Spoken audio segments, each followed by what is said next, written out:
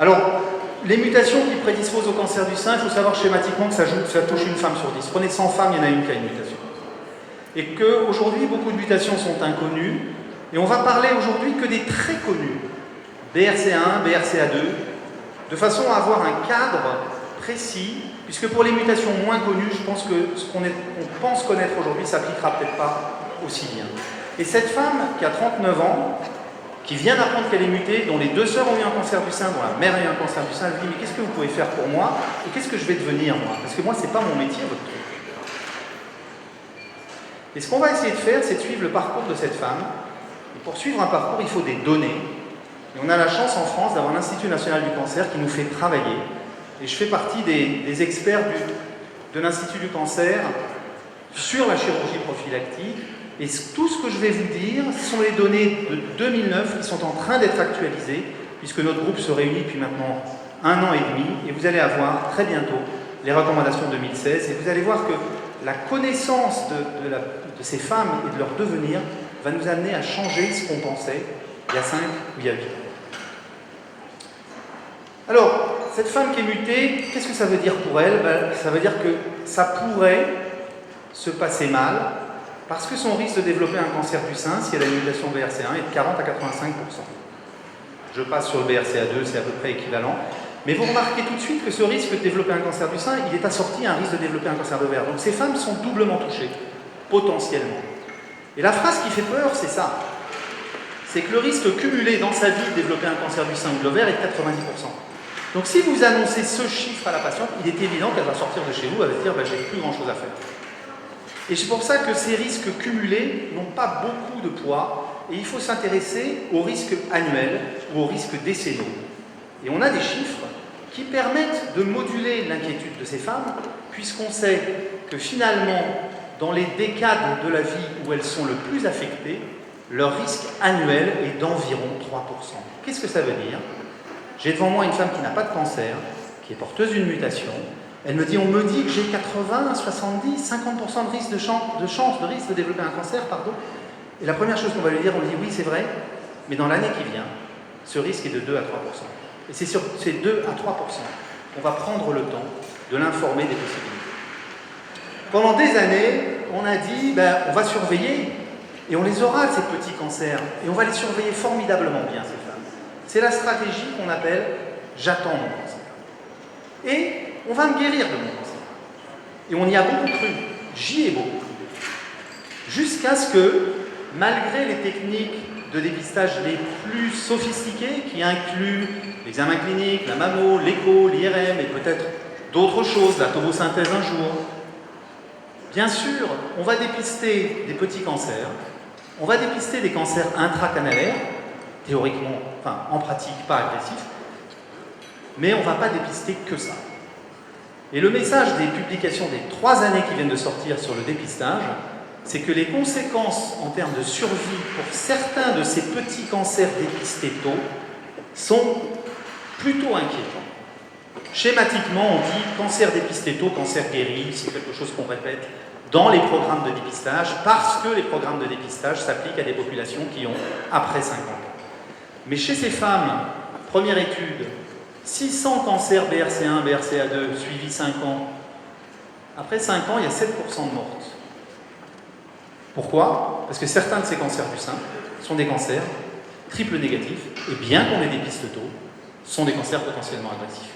Et puis surtout, il y a 3-4 papiers qui viennent de sortir, qui montrent que si vous différenciez les BRCA1 et les BRCA2, qu'on mettait dans le même sac en termes de dépistage, probablement, c'est pas tout à fait la même chose. Vous voyez que pour les cancers dépistés par IRM, on est dans la technologie la plus sophistiquée possible aujourd'hui en France, vous allez avoir 80% de cancers qui auront plus d'1 centimètre, contre 40% pour les BRCA2, 32% qui n'auront pas été dépistés par l'IRM alors qu'elles ont une IRM systématique, c'est ce qu'on appelle les cancers d'intervalle. Entre 2 IRM, elles font leur cancer, et 10% de ces cancers arrivent avant 30 ans. Donc, c'est la première notion, c'est que le dépistage, peut-être qu'on n'a pas les mêmes résultats pour les BRCA1 et les BRCA2, et si vous reprenez cette deuxième étude qui est sortie il y a 2 ans, c'est très démonstratif, puisqu'elle s'intéresse uniquement au BRCA1, suivi par mammo et IRM, encore une fois, ce qu'on peut faire de mieux aujourd'hui. Eh bien, vous voyez qu'à 10 ans, On a non pas les 20% attendus, mais la moitié. Pourquoi la moitié? Parce que toutes ces femmes ont une annexectomie prophylactique et qu'on verra tout à l'heure que l'ablation préventive des ovaires diminue de moitié le risque de cancer du sein. Donc, à 10 ans, on s'attend à trouver 20%. Elles ont une annexectomie, on passe à 10%, mais néanmoins, pour ces 10% de femmes qui font ce cancer infiltrant, 50% ont plus d'un centimètre, 20% ont des ganglions touchés, 80% sont des phénotypes triple négatifs. Et donc le message, c'est que malheureusement, certaines de ces femmes, bien qu'elles soient formidablement suivies dans des équipes ultra spécialisées, vont décéder d'un cancer dépisté. Donc ce qu'on peut dire à cette patiente qui dit « Moi, j'ai pas envie de chirurgie préventive, j'attends », c'est que si elle attend, il va falloir l'examiner régulièrement. Vous verrez, le document de l'INCA est online, 2009-2016 va l'être bientôt. L'examen clinique, c'est fondamental pour les cancers d'intervalle. Il faut rajouter une IRM. On démarre entre 25 et 30 ans, en général à 30 ans.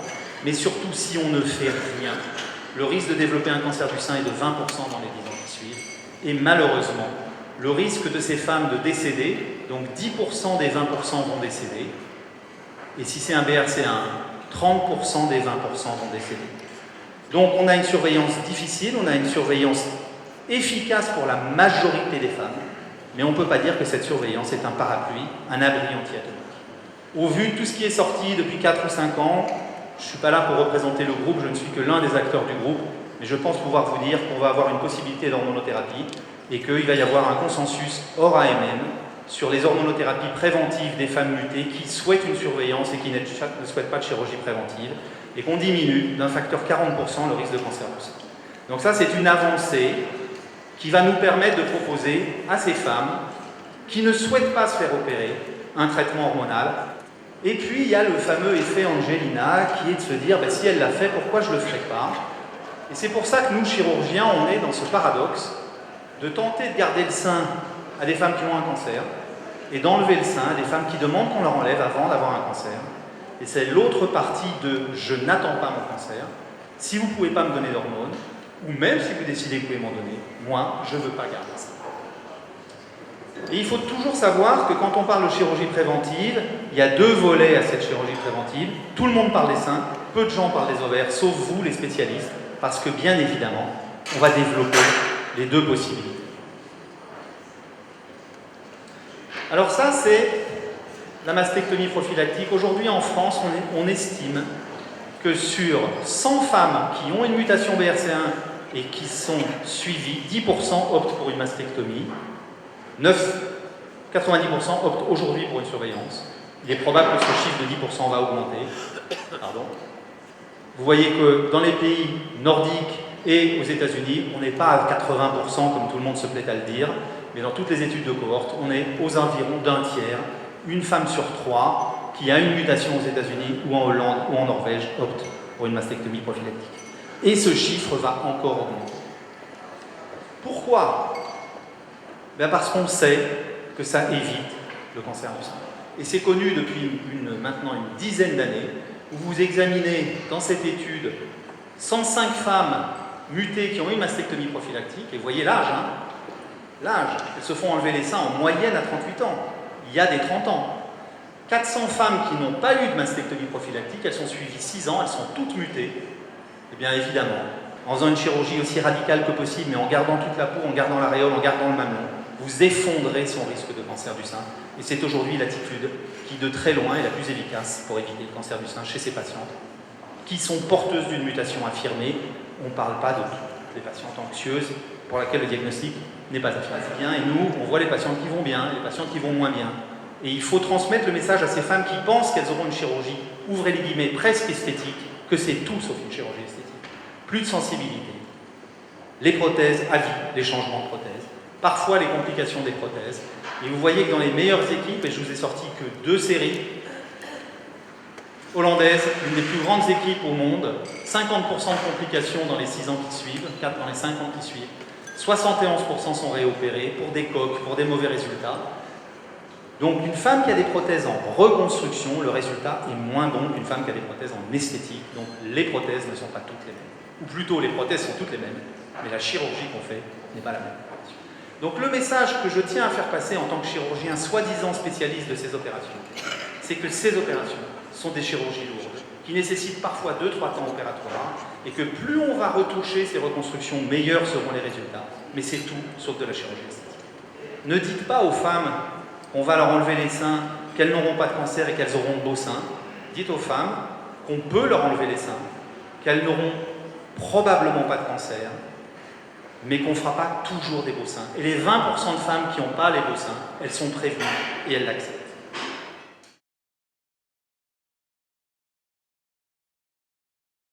Cette méta-analyse confirme que si vous enlevez les ovaires et les trompes, puisque vous savez qu'il y a des cancers tubaires, peut-être majoritaires chez ces femmes mutées, évidemment vous effondrez le risque de cancer de l'ovaire et de la trompe, et vous voyez qu'il en reste un 20%. Mais surtout, vous diminuez de moitié le risque de cancer du sein. Et ça, c'est vrai même pour ces fameux BRCA1 qui sont souvent des triples négatifs, donc on ne comprend pas bien pourquoi. Mais en proposant une annexectomie prophylactique à une femme qui a une mutation BRCA1, vous diminuez son risque de cancer du sein de moitié. C'est l'une des actions thérapeutiques possibles pour les femmes qui disent pour l'instant, je veux garder les seins. En termes de survie, il est étonnant de constater que c'est la mesure, l'annexectomie prophylactique, la plus efficace en termes de survie, puisque vous voyez que sur ces 2500 femmes mutées, dont 40% ont une annexectomie, évidemment, si vous enlevez les seins, il n'y a plus de cancer du sein, mais à 5 ans, il n'y a pas de différence en mortalité. Pourquoi? Parce que les cancers du sein ne métastasent pas tous, heureusement, et quand ils métastasent, ils ne meurent pas tout de suite. Donc l'impact ne se voit pas à 4 ans. Par contre, l'annexectomie, l'impact, il se voit immédiatement, puisqu'à 4 ans, la mortalité des femmes à qui on a enlevé les ovaires est 3 fois moindre que la mortalité des femmes qui ont conservé leurs ovaires. Donc le message fort, c'est quand on parle de chirurgie préventive, il faut s'intéresser aux seins et aux ovaires, et peut-être d'abord aux ovaires, pour les femmes qui disent « j'ai rien décidé pour mes seins ». 6000 femmes mutées, annexectomie prophylactique, réduction de la mortalité, 77%. Cette réduction de la mortalité est également efficace chez les femmes qui ont eu un antécédent de cancer du sein. Donc c'est une mesure préventive qui est indispensable à évoquer avec la patiente dès la première consultation. Et encore une fois, on parle de proposition et évidemment pas de obligation. En France, l'avis d'experts aujourd'hui, c'est que mutation, annexectomie, on fait un traitement hormonal substitutif. Les spécialistes discuteront sur combien de temps et quel traitement. Cette femme a 39 ans, elle est venue nous voir pour un avis et on va lui donner 2 stratégies. Et ces 2 stratégies peuvent se succéder dans le temps. La première, c'est de dire, vous ne savez pas ce que vous voulez faire, faites un dépistage. Prenons le temps. Allez voir d'autres équipes. Allez voir des gens spécialisés. Son risque de cancer du sein, si on ne fait rien, est 30% dans les 10 ans qui suivent. Et sur ces 30%, 10 à 30% vont décéder. C'est donc quelque chose qu'il ne faut pas dire comme ça, mais que nous, thérapeutes, on est obligés d'intégrer. On ne lui dit pas revenez dans 5 ans. Que peut faire le chirurgien? Discuter d'une annexectomie dès que la femme a dit j'ai mes 2 enfants ou j'ai mes 3 enfants et je suis sûr que je ne veux plus d'enfants. C'est aujourd'hui l'élément le plus important en termes de réduction de la mortalité. Or, c'est bien ça qu'on mesure. Ça diminue de moitié le risque de cancer du sein et c'est toujours associé à une proposition de traitement hormonal.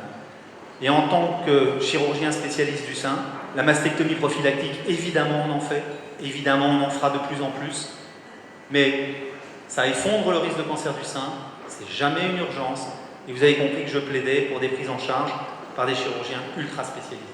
Aujourd'hui, un chirurgien qui fait quelques seins par an, il ne va pas faire de cancer du sein, il va les envoyer. Par contre, le même chirurgien va dire « moi je vous enlève votre glande et mon plasticien il vous met 2 prothèses ». Et je pense que ça c'est une très mauvaise chose, parce qu'il faut que celui qui fait l'exérèse et celui qui fait la reconstruction, que ce soit la même personne ou pas, là n'est pas le débat, soit ultra spécialisé dans la prise en charge de ces patients.